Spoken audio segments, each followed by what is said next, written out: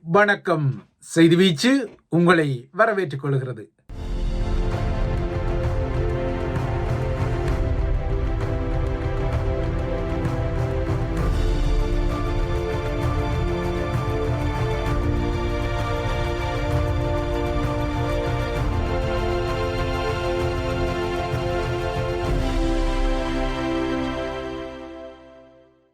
இன்றைய செய்தி வீச்சில் இலங்கை நிலவரங்களும் ஈரானிய அமெரிக்க போர் பதற்ற நிலவரங்களும் காத்திருக்கின்றன. முதலில் இலங்கை தீவு பக்கம் பார்வை திருப்பலாம். இலங்கையை தித்வா சூறாவளி ஊடரத்து கடந்து 2 மாதங்கள் கடந்துவிட்டன. இந்த நிலையில் லேட்டாக வந்தாலும் லேட்டஸ்டாக களம் புகுந்திருக்கின்றது அமெரிக்காவின் மொண்டனா தேசிய படைப்பிரிவு. அமெரிக்காவின் உள்ளூர் களத்தில் ட்ரம்பின் மத்திய படை முகமைகள் மற்றும் காவல்துறை முகமைகள் மீதான உள்ளூர் எதிர்ப்புகளும் போராட்டங்களும் வலுவடைந்த நிலையில் மத்திய அரசின் மொண்டனா தேசிய படைக்குழுவின் அணியொன்று கொழும்பில் தரையிறங்கியுள்ளது. இந்த குழுவில் இராணுவ பொறியியலாளர்களும் மருத்துவ நிபுணர்களும் நிறைந்திருப்பதாக தற்போது ஜூலிசங் இல்லாத ஸ்ரீலங்காவுக்கான அமெரிக்க தூதரகம் ஒரு அறிக்கையிடலை செய்திருக்கின்றது. இந்த குழுவின் வருகையை கொழும்பில் உள்ள அமெரிக்க தூதரகத்தின் பாதுகாப்புக்கு பொறுப்பான லெப்டினன்ட் கேர்னல் மேத்யூ ஹவுஸ் உறுதிப்படுத்தினார். அத்துடன் சில விவரங்களையும் சொன்னார்.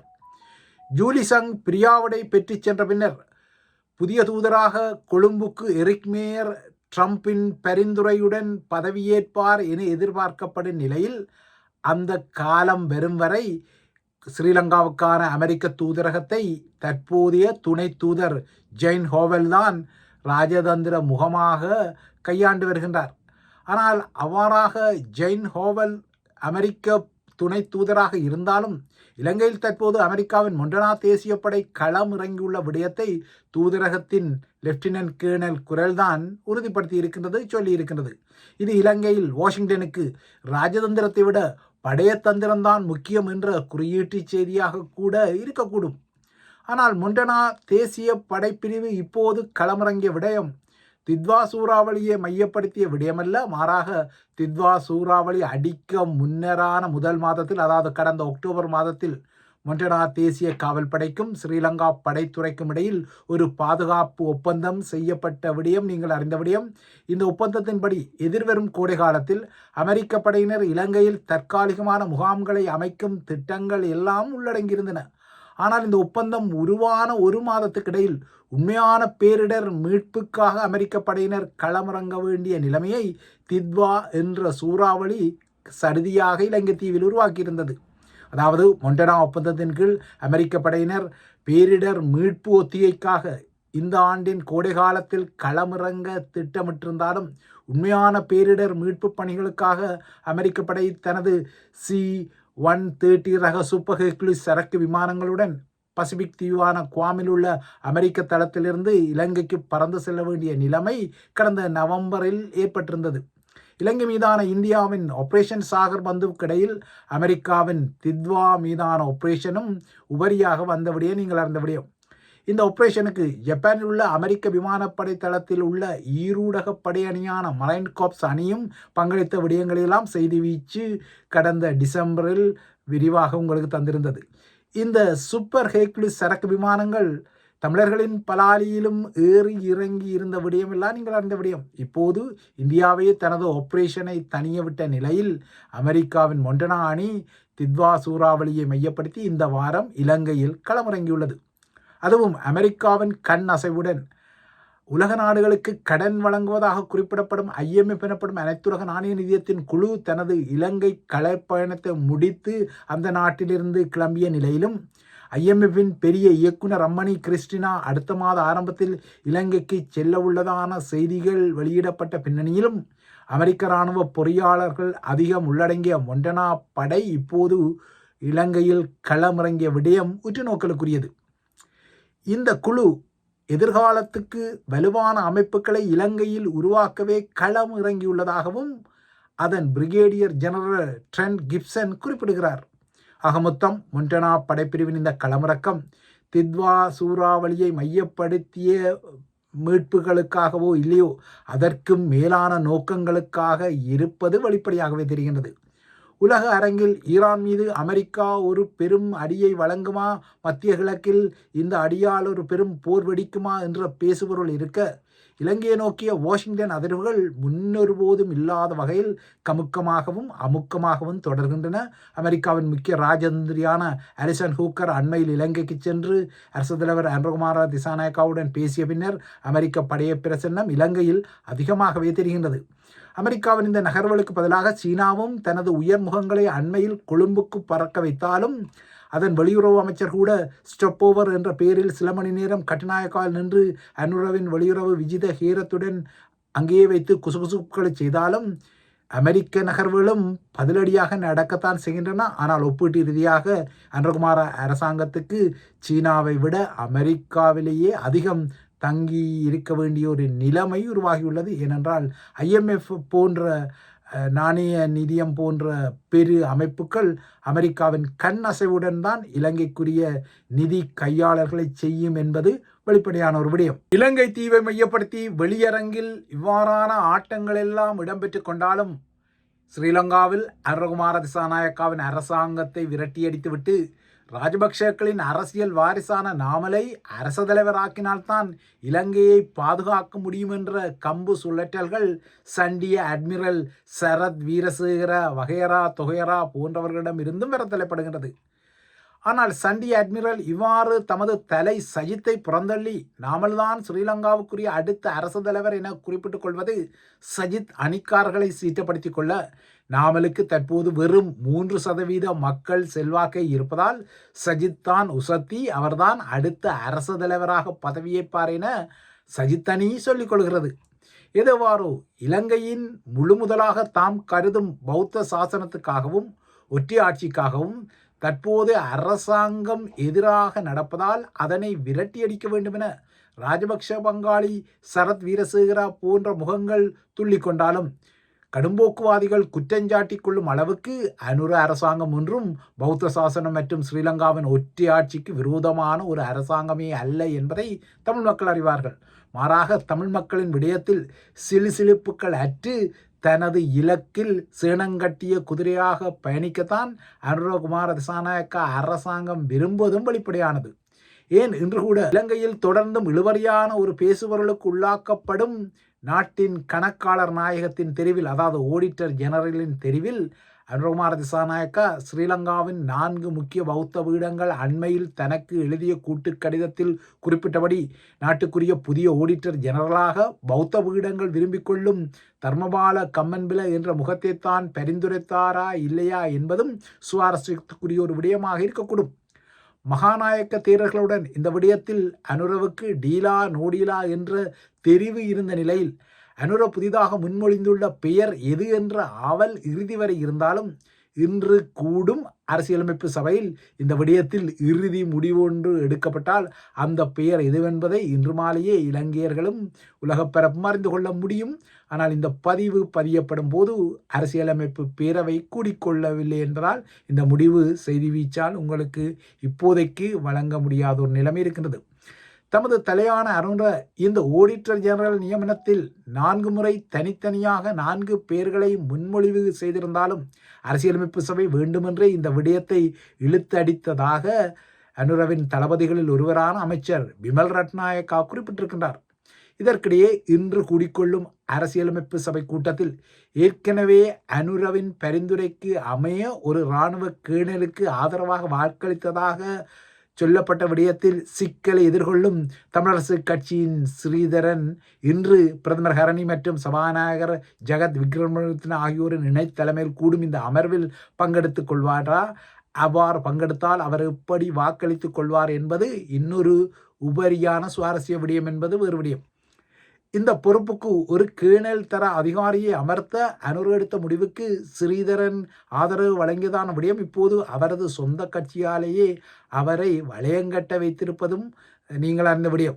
இவ்வாறான பின்னணியில்தான் தெற்கில் ராஜபக்ஷ அதிகார அல்லக்கைகள் நாமல் பேபிக்கு தலைப்பாகி கட்ட பௌத்த கட்சி கட்டளை செய்வது தெரிகிறது. இதற்கிடையே ஏற்கனவே சட்டவிரோத புத்தர் சிலை பிரச்சனை எழுப்பப்பட்ட அதே திருமலையில் மெக்கைசர் விளையாட்டு மைதானத்தில் திருமலை கோகண்ண ரஜமகா விகாரையின் தலைமை பிக்குவின் உடல் இன்று மதியம் தகனம் செய்யப்பட்டது தமிழர்களை விசனப்படுத்தியுள்ளது. தமிழ் மக்களின் எதிர்ப்புக்கு மத்தியில் அவ்வப்போது இந்த மைதானத்தில் 2020ஆம் ஆண்டு 21ஆம் ஆண்டு 24ஆம் ஆண்டுகளில் பௌத்த பிக்குகளின் உடல்கள் எரிக்கப்பட்ட நிலையில் அவ்வாறான சம்பவங்களின் நீட்சி இன்றும் இடம்பெற்றது. அதாவது மக்களின் விளையாட்டுத்துறை சார்ந்த தேவைகளுக்காக உள்ள ஒரு பொது மைதானம் ஒன்றை அடிக்கடி பௌத்த பிக்குகளின் உடலங்களை எரிக்கும் மயானமாக மாற்றுவது திருமலை நுட்பமாக இடம்பெறுவது இவ்வாறான நகர்வுகளை செய்ய வேண்டாம் என தமிழர்கள் தரப்பில் எதிர்ப்புகள் இருந்தாலும் மீண்டும் ஒரு எரியூட்டல் சம்பவம் இன்று இடம்பெற்றிருக்கிறது.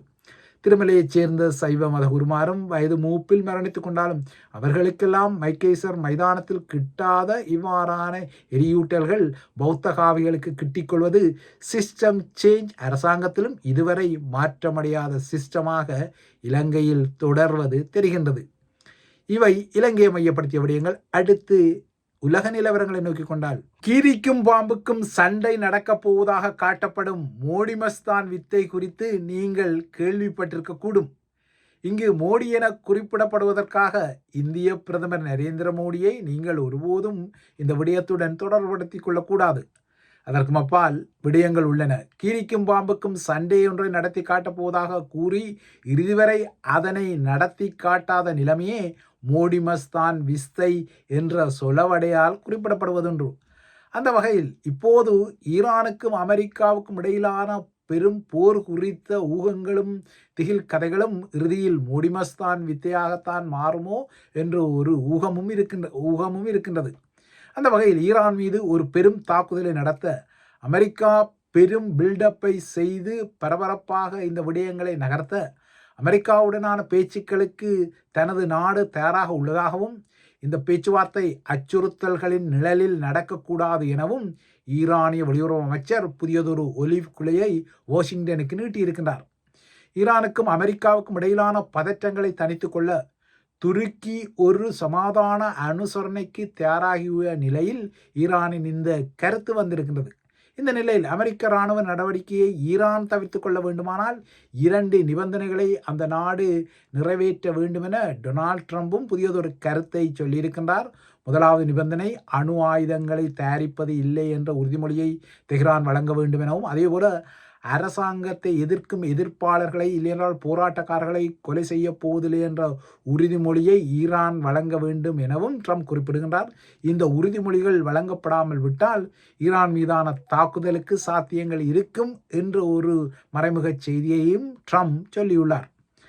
கடந்த விட கோடையில் ஈரான் மீது ஒரு போர் நடந்தது உங்களுக்கு நினைவிருக்கக்கூடும். அமெரிக்காவும் இஸ்ரேலும் 12 நாட்களாக இதனை நடத்தியிருந்தது. இந்த போருக்கு பின்னர் ஈரான் தற்போது இராணுவ ரீதியாக பலவீனமாக இருப்பதாக கருதப்படுவதால் ஒரு பெரும் போரை அமெரிக்காவுடன் நடத்தி கொள்வதில் ஈரானுக்கும் சவால்கள் இருக்கக்கூடும். இதற்கிடையே ஈரான் மீதான தாக்குதல் ஒத்திகை பயிற்சிகளை அமெரிக்க வான்படை முடித்திருக்கின்றது. அதன் பின்னர் அமெரிக்க அரசு தலைவர் டொனால்ட் ட்ரம்பின் பச்சை கொடிக்காக, அதாவது தாக்குதல் உத்தரவுக்காக அமெரிக்காவின் தாக்குதல் ஆர்மடா காத்திருக்கின்றது. மறுபுறத்தே எந்த ஒரு அமெரிக்க தாக்குதலுக்கும் உடனடியாக பதிலடி வழங்கப்படும் என ஆக்ரோஷமாக குறிப்பிடும் ஈரான் தனது ஷாஹித் பஹேரி ட்ரோன் கலத்தை கடலில் நிறுத்தி இருக்கிறது. ஆனால் ஒப்பீட்டு ரீதியில் ஈரானின் படைப்பலத்துக்கும் அமெரிக்காவின் படைப்பலத்துக்கும் பெரும் வித்தியாசங்கள் இருப்பது நீங்கள் அறிந்த ஒரு விடயம். அமெரிக்காவை பொறுத்தவரை மத்திய கிழக்கு பிராந்தியம் முழுவதும் உள்ள தனது தளங்களில் இராணுவ தளவாடங்களை ஏற்றி இறக்கும் பணிகளில் தனது இராணுவ விமானங்களான C-17 மற்றும் C-5 ஆகியவற்றை இடையறாது பயன்படுத்தி வருகின்றது. ஏற்கனவே அரேபியன் சி எனப்படும் அரேபிய கடலின் வட பிராந்தியத்தில் ஆப்ரஹாம் லிங்கன் விமானம் தாங்கி தலைமையிலான மெகா தாக்குதல் ஆர்மடா அணி நிற்பது நீங்கள் அறிந்தபடியும், இந்த ஆர்மடாவில் ஆப்ரஹாம் லிங்கன் கலத்துடன் ஏவுகணைகளை அழைக்கும் நாசகாரி கலங்கள் 3 நிற்கின்றது. இந்த 3 கலங்களிலும் FA-18E சூப்பர் ஹார்னட் போர் விமானங்கள், F-35C லைட்னிங் 2 ரக போர் விமானங்கள், EA-18G கிராலர் மின்னணு போர் விமானங்கள், F-15E ஸ்ட்ரைக் ஈகிள் போர் விமானங்களின் படைப்பிரிவுகளும் இருப்பது நீங்கள் அறிந்திருக்கக்கூடிய ஒரு விடயம். இந்த மெகா ஆர்மடாவு கப்பால் மத்திய கிழக்கு கடற்பிராந்தியத்தில் USS Telford black, USS மெக்பால், USS மிட்சர் ஆகிய 3 நாசகாரி கலங்கள் தனியாக நிற்கின்றன. இவை ஒவ்வொன்றிலும் 1600 கிலோமீட்டர் தாண்டி பாயக்கூடிய 400 கிலோவுக்கும் அதிகமான வெடிபொருளை காவக்கூடிய தொமஹாக் ஏவுகணைகள் உட்பட்ட ஏவுகணைகள் இருப்பது வேறு விடயம். இதனை விட பஹ்ரைன் கடற்பரப்பில் USS சாண்ட்ரா பாபரா, USS கேன்பரா மற்றும் USS துல்சா ஆகிய 3 போர்க்கப்பல்கள் தயார் நிலையிலும் இருக்கின்றன. கடந்த வாரம் கட்டாரில் உள்ள அல்உய்த் விமான தளத்தில் புதிய பேட்ரியாட் ஏவுகணை எதிர்ப்பு அமைப்புகள் நிறுத்தப்பட்டுள்ளதை செயற்கைக்கோள் படங்கள் துல்லியமாக காட்டுகின்றன. இதற்கு அப்பால் அமெரிக்காவின் நீர்மூழ்கி கப்பல்களும் மத்திய கிழக்கு கடற்பிராந்தியத்தில் இருந்தாலும் அவ்வாறாக நிற்கக்கூடிய நீர்மூழ்கிகளின் எண்ணிக்கை, அந்த நீர்மூழ்கிகளின் வகைகள் குறித்த விவரங்களை பென்டகன் இதுவரை இரகசியமாகவே வைத்திருக்கின்றது, அதனை பகிரங்கப்படுத்தவில்லை. இப்போது அமெரிக்க ட்ரோன்கள் மற்றும் உளவு விமானங்களின் கண்காணிப்பு விமானங்கள் ஹார்முஸ் ஜலசந்தி மற்றும் பாரசீக வளைகுடாவில் தமது சுற்றுக்காவல் பணிகளை செய்யும் நிலையில் மத்திய கிழக்கு போருக்கு ஐரோப்பாவில் உள்ள தனது தளங்களையும் அமெரிக்கா பயன்படுத்துவது தெரிகின்றது. அந்த வகையில் போர் விமானங்களுக்கு வானில் எரிபொருள் நிரப்ப பயன்படுத்தப்படும் 8 டேங்கர்ஸ் எனப்படும் எரிபொருள் தாங்கி விமானங்கள் ஸ்பெயினில் உள்ள மோரோன் விமான தளத்தில் தரையிறங்கியுள்ளன. இதேபோல 6 F-35 போர் விமானங்கள் போர்த்துகலின் லாஜஸ் விமான தளத்தில் தரையிறங்கியுள்ளன. எல்லாவற்றுக்கும் மேலாக ஈரானிய வளிமண்டலத்தில் கதிரியக்கம், அதாவது அணு தாக்குதலுக்கு ஒத்த கதிரியக்கம் இருக்கின்றதா இல்லையா என்பதை கண்டறியும் WC-135R கான்ஸ்டன்ட் ஃபீனிக்ஸ் வான்கலம் பிரித்தானியாவில் தரையிறங்கி மத்திய கிழக்குக்கு பறந்திருக்கின்றது. அமெரிக்க விமானப்படையில் நியூக் சினிஃபர் என்ற விழிப்புக்குரிய அணுசக்தி மோப்ப விமானமாக கான்ஸ்டன்ட் ஃபீனிக்ஸ் உள்ளமை குறிப்பிடத்தக்க ஒரு விடயம். கடந்த வருடம் இடம்பெற்ற ஈரானுடனான 12 நாள் போரின் போது ஈரானின் அணுசக்தி நிலையங்கள் மீது இஸ்ரேலும் அமெரிக்காவும் கூட்டு தாக்குதல் நடத்துவதற்கு சில வாரங்களுக்கு முன்னரும் இதே அணுசக்தி மோப்ப விமானம் அமெரிக்காவிலிருந்து மத்திய கிழக்குக்கு அனுப்பப்பட்ட நிலையில் அதற்கு பின்னர் முதன் முறையாக இப்போதுதான் இந்த நியூக் சினிஃபர் அணு மோப்ப விமானம் மீண்டும் மத்திய கிழக்குக்கு பறந்துள்ளமை போர் நிலவரங்களை தீவிரப்படுத்துவதையும் அறிகுறியாக காட்டியுள்ளது. இவைதான் IBC தமிழின் செய்தி வீச்சு. தொடர்ந்தும் IBC தமிழுடன் இணைந்திருங்கள்.